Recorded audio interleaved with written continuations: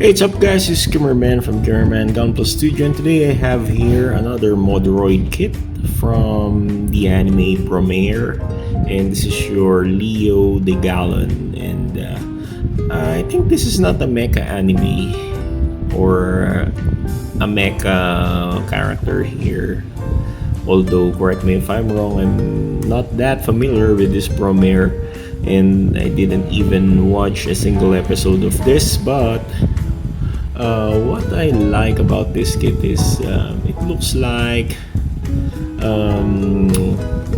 piñata, kolyada, because of the character designs of this pink, yellow, and blue. What do you call this? Energy something, because it's like a thunder spirit, something like that. And yes, these are the glowing effects, parang kumbaga ano siya, yung mga apoy-apoy sa kanyang katawan, so flame effects, something like that. So correct me if I'm wrong, those who watch the LIO De Galon or the Promare anime, please type on the comment section what is this kit exactly all about. And yes, since Moderoid included it in their plastic model kit for the Mecha lines, I got the interest on buying this because of the design, even the weapons, very stylish. It's like an energy spear, thunder spear. Okay. So let's talk about the silhouette of this kit. So this kit is somehow a tall kit, a massive kit, even though this is a no grade model kit. This is already the size of a tall mass grade Gundam, something like that. If we're going to include the top of this V-fin here, Thunder V-fin, it will tower about 24 centimeters or 25 centimeters in height. But on the head height, this would be around 21 centimeters or 21.5, something like that. So let's remove first this spear here, which later on I will discuss that I did some modification on this spear. Okay, so this spear is very delicate, to be honest. I almost broke a part of it. Okay, so LIO De Galon here has this kind of feature. It's like more humanoid than a mecha. So since I think this is a spirit or a lightning spirit or something, a henge or transformation. So the head here is very nice. You can see there's a two-toned color here. We got the pink and blue here. This is a pre-painted piece here for the face, and we got here white or translucent white, and on the ears it's like a pointed lightning bolt emitting both ears, and then we got here lightning bolt translucent white here on the head, which act as your Vifin. So the head can move like this. There's a double joint head joint, ball joint, and neck ball joint underneath. So but the most prominent movement is in the neck ball joint. It can move like this, and somehow it can rotate 360 degrees like that. The head can rotate 360 degrees. Okay, just be careful because Moderoid joints are so delicate and somehow fragile.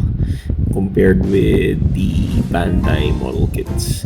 And there we got the shoulder. The shoulder weapon here, or the armor rather, can raise up to this far, and the arms can do some rotation, but it's a bit stiff here on my part, but it can rotate 360 degrees. Yes, no problem with that. And we got here a symmetrical color scheme where we got here pink and blue. I think this is fire accent, something like that. And these are roll stickers, by the way. The pink one and this blue one here are all stickers. Yes, except for the pink here. This is a pre-painted part. This is also pre-painted part. But the blue here, this light blue here, and this light pink here are stickers. And all the pink color here are all stickers, except for the yellow one. The yellow one are plastic. As you can see, stickers here are starting to peel off because the paste or the glue underneath the Moderoid stickers are not so sticky in the long run. They tend to peel off, so it's compared with the Bandai sticker. Stickers from Moderoids are crappy. Okay, so the elbow, let's go with the elbow here. The elbow can bend up to this far, and somehow the bicep, I think it can rotate also, but it's very stiff. It's very stiff. Yep, be careful with that. And here in the forearm, there's a movement here also. So be careful when moving this because it's a bit stiff also. You know, Moderoid plastic tends to have some stretch or a stress mark if you're not careful enough, or if you force things on the plastic for some twisting and moving. And the hands, I already changed it to again my favorite Dalin decal hands to make it more expressive.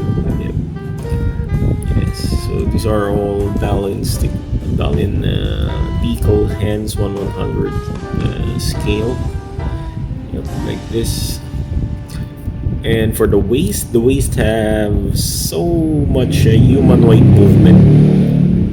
It can move fluidly here like this. There's a fluidity in movement because of the ball joint. And of course, I want to re-emphasize the back here. The back looks like a skull.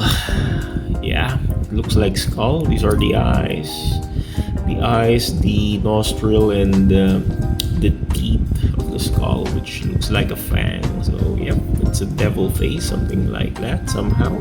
It's very nice, very I really like this. It reminds me of Baki the Grappler, or the father of Baki, who is Yonjiro Fuma. And there, this butt flap here, the tail can move like this. And for the waist here, we got this flap here, side skirts. But now the sticker is starting to peel off. Maybe I will reinforce it with glue.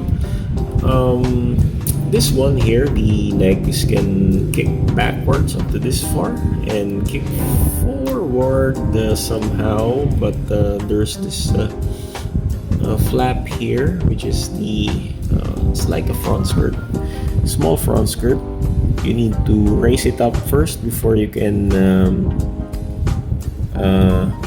raise the legs up to this far. Unfortunately, it's very awkward.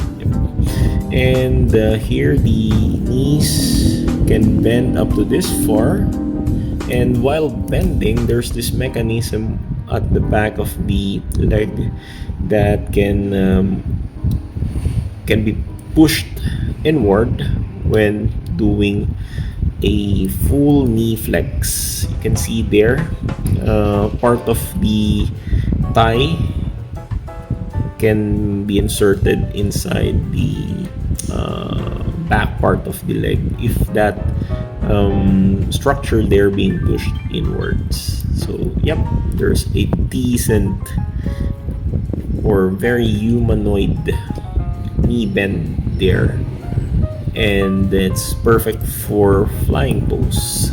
So somehow, something like that. Yep, see, very nice. I really like this. And the feet or the foot can swivel side to side. Plantar extend and plantar flex. Plantar flex is not possible, but extend somehow, only the toes. Yeah. And these two parts here where these lightning effects are attached can move like this. They are on ball joints, and of course the lightning can be removed if you want to remove the lightning. But for me, I like the lightning to be attached to make it more badass. Okay, so let's go with the weapon of this kit. So the weapon of this kit here has somehow a good and bad side. Let's go with the bad side for this weapon. The bad side here is it's very fragile. Be careful with this thunder laces here. These I almost broke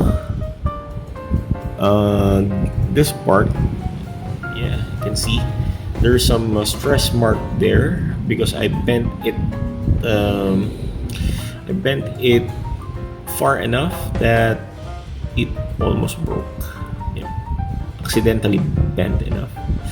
But thankfully I used the Mighty Bond super glue just to reinforce those parts to still attach to each other. And yep, this is heavy. Actually, it's heavy. You can see if I hold here on the tip, this will tend to bend. So at first I modified this by applying a peg there, but unfortunately this is not, the placement of this peg contradict with the other structure. That's why somehow I almost broke one of this, and I adjusted it. I applied it here. This is the peg of the Dalin decal. Can I zoom it there? Yeah, I cannot show it to you properly. Yes, this is the peg to be inserted on the Dalin decal palm or Dalin hand's palm. And also I tried drilling hole also here for peg placement. This one, this hole here, so it can be held by LIO De Galon here or here. But if he holds here, this would be very heavy. I tried putting the peg here and try to hold or give it to LIO De Galon, but it snapped. The hand almost broke. So it should have a weight pivot here. So this is the center of gravity for this spear. So if you hold it here, it will be balanced. Okay. The fulcrum is in part of here. Okay, it will be balanced. So let's try giving this spear to him, and yep.